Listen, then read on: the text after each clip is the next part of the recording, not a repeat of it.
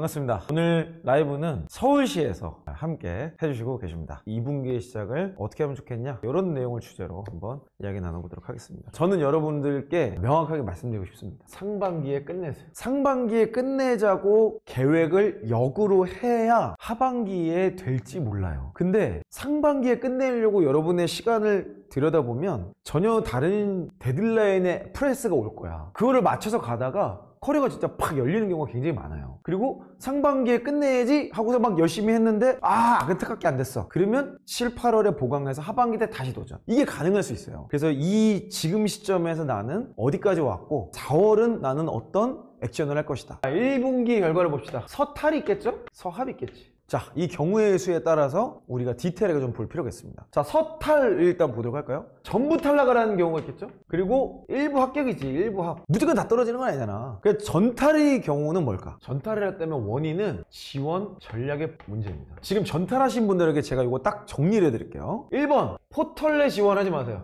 뭐 이런 거 있잖아. 그 사람 안에 직업 항목 이런 데서 그냥 내가 미리 만들어 놓은 거 바로 지원하기 뭐 이런 거 있잖아요. 그거 하지 마세요. 그러면 전탈 갑니다. 피드백을 받을 수가 없어요. 포털로 밖에 지원할 수 없는 곳이라면 뭐 어쩔 수 없죠. 제가 말하는 포털 내 지원의 핵심은 뭐냐면 그 회사의 자소서 문항이나 그 회사의 어떤 이 내용이 없고 그냥 내가 지금 만들어 놓은 이력서나 그냥 보내는 거. 요거는 좀 안 맞다는 거예요.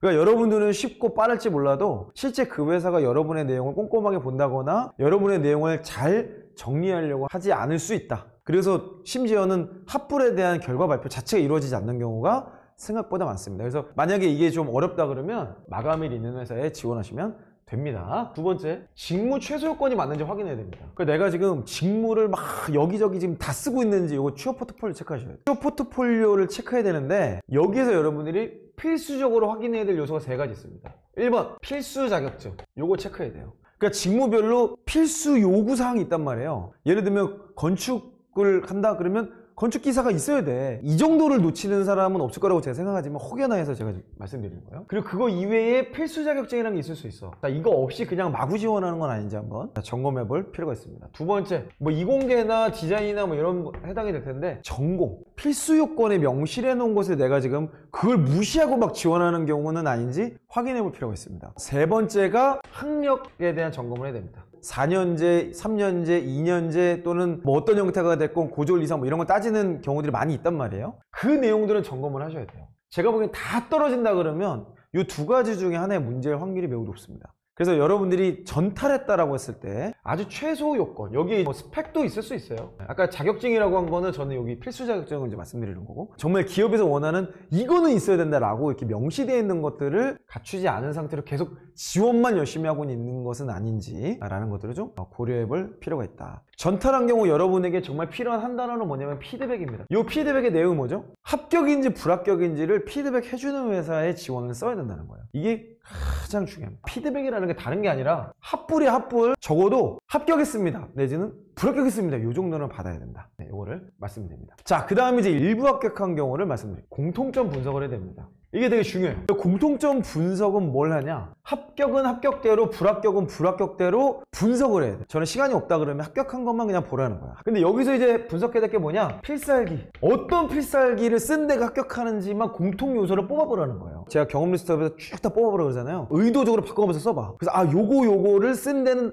합격하네? 그럼 내 필살기는 그건 거야. 그래서 그 직무에 맞게 계속 지원을 한다고 요걸 찾으셔야 되는 거예요. 자, 두 번째, 산업분류. 요걸 찾으셔야 됩니다. 그 합격한 데의 공통점. 내가 막 여기도 쓰고 저기도 쓰고 막 다 써봤는데 자동차에만 붙는 건지 기계에만 붙는지 아니면 반도체에만 붙는 건지 화장품에 붙는지라는 합격 분류표를 여러분 나름에 내가 여기 먹히는구나. 요거를 파악을 하셔야 돼요. 자, 세 번째, 전형 특성. 요거 공통점 분석하셔야 돼요. 합격하는 데들의 특성을 보니까 스펙 따위는 안 보는데 잘 기입 안 했는데도 합격하네? 예를 들면 이런 거. 그리고 이런 우대 조건이 있네? 요 우대 조건 나랑 잘 맞네? 요거 체크하시는 거예요. 우대 조건이 내 경험이나 내가 했었던 여러 내용들과 비슷하다?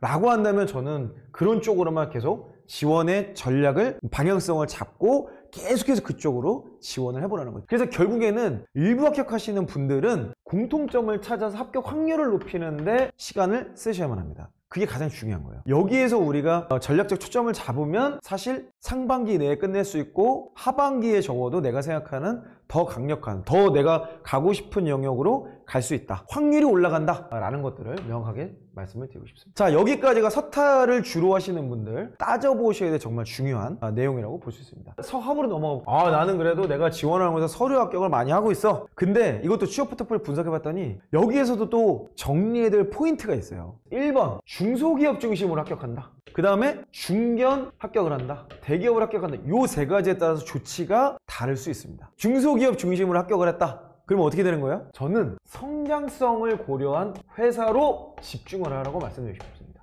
그래서 그냥 합격하면 들어가라는 얘기야. 물론 이제 필살기를 만드는 것을 목표로 전제한 입사겠죠. 그 여기 들어가는 게 어디에 해당이 되냐? 정규직 좋습니다. 계약직 좋습니다. 전제 조건이 이거예요. 전제 조건은 성장성 있는 회사. 자, 성장성 핵심 뭐죠? 매출과 수익입니다. 나머지 안 봐도 돼요. 딱 두 개만 보세요. 파견 오케이 들어가세요. 마지막으로 인턴. 제가 보기엔 인턴이 가장 전략적입니다. 나이가 어려? 내가 아직 조금 대학 다니고 있고 어떻게? 인턴? 제가 보기엔 이게 제일 좋아요. 제가 좀 장기적으로 봤을 때 인턴 경험을 가지고 정규직을 들어가. 정규직에서 필살기를 만들어서 그 다음 커리어로 넘어가. 혹은 여기서 대기업으로 한 방에 갈 수도 있습니다. 결국에는 이 경험이 있는 사람들을 여기서 뽑을 거예요. 자, 그 다음에 중견기업에 이제 붙기 시작했다. 그럼 뭐라고 해야 돼요? 바로 AI 면접 준비 들어가야 됩니다. 중견기업들이 상당수 AI 면접을 도입을 하더라고요. 그래서 제가 보니까 AI 면접 준비하기, 뭐 연습 이렇게 검색할까 뭐 되게 많은 서비스가 있더라고. 근데 서울시 일자리 카페 가보니까 이런 게 할 수 있는 게 있더라고. 제가 보기에는 AI 면접을 준비할 수 있는 다양한 루트가 있습니다. 그래서 지금 중견기업 이상의 합격을 계속 하고 계시다면 저는 AI 면접 준비를 바로 들어가야 된다 라고 좀 말씀을 드리고 싶고, 여기에서 여러분 쓰시면 좋은 게 서울시 일자리 카페, 그리고 저기 안에 많은 지원책과 프로그램들도 있으니까 그런 것들을 좀 참고해 보시면 좋겠고요. 자, 대기업에 합격을 했다. 여기는 직무작성 검사죠. 그리고 또 뭐 해야 돼요? 중견기업에 지원을 해야 돼요. 대기업의 서류 합격률을 속지 말라니까? 그게 중요한 게 아니야. 이 두 개 병렬로 가야 돼요. 직무작성 검사 준비는 뭐냐면 혹시 합격을 할 수 있으니까, 그리고 합격률이 높을 거기 때문에 직무작성 검사 준비는 당연히 해야 되는 거야. 그리고 동시에 다시 시작할 수 있는 4월 달에 채용 공고문을 집중해야 돼요. 그래야 진짜 합격할 수 있어. 그리고 만약에 여기서 직무작성 검사 떨어지더라도 바로 플랜 B가 생겨요. 그러니까 나는 상반기 무조건 끝내자는 거야. 요 두 가지 전략이 너무 중요하고, 여기에 면접 준비가 같이 가야 되겠죠? 근데 사실 면접 준비는 따로 할 게 없죠. 우리는 이미 필살기로 3CFP를 하잖아. 사업을 하신 분들 아마 대부분 2단계일 거야. 당장 이 4월 한 달의 시간을 어떻게 보낼 거냐를 이 옵션들에서 선택을 하셔야 된다 라고 말씀을 드리고 싶고요. 마지막으로 면접까지 정리를 좀 해보겠습니다. 4월에 우리가 진짜 해야 될 내용. 자, 이분들은 대기업 스탠바이를 해야 됩니다. 이거는 뭐냐면 서류가 합격이 될 수도 떨어질 수도 있어요. 근데 합격할 거를 염두에 두고 계속 준비를 해나가는 거예요. 앞에 제가 말씀드린 거. 자, 그 다음에 이제 해야 되는 거는 취업 포트폴리오를 다시 정리하는 거, 그리고 커리어 로드맵을 생각해 보는 겁니다. 커리어 로드맵은 입사 포부 이런 게 아니고 내가 어떤 영역에 전문가로 성장하고 싶다 라는 것들을 진지하게 고민하는 시간을 가지려고. 이제 선택의 문제거든요. 면접 합격은 이제 제가 최종 합격까지를 전제로 얘기하는 거예요. 입사를 할 거냐 말 거냐에 대한 고민을 해야 돼. 그래서 내가 이 취업 포트폴리오를 봤더니 내가 직무나 산업이 조금 안 맞아. 그래서 10%를 수정해서 다시 지원 전략을 가볼 건지, 아니면 입사를 해서 커리어를 시작할 건지를 결정을 해야 돼요. 근데 여기에 영향을 주는 요소가 얘다. 커리어 로드맵. 저는 이 취업 포트폴리오가 정말 중요하다고 말씀드리고 싶어요. 직무, 산업, 직장. 이렇게 해서 제가 요 구분하는 거 이미 이거 뭐 강의를 여러 번 말씀드렸으니까 요거를 참고해서 제일 중요한 게 직무라고 그랬어요. 직무에 맞는 취업이 된 거냐, 합격이 된 거냐, 아니면 산업이 조금 삐끗한 거냐, 나는 이런 식으로 성장하고 싶은데 뭔가 요 부분에 대한 정리가 좀 덜 된 거냐, 이런 내용들을 찾아서 여러분만의 포트폴리오를 점검하는 시간을 4월에 가지셔야 됩니다. 4월이라는 시간을 우리가 어떻게 보낼 거냐라는 아주 중요한 전략적인 포인트가 될 것이다 라고 여러분께 정리를 드리면서 오늘 내용을 좀 마치고 싶습니다. Wake up, run, stand up, run, do no, 걱정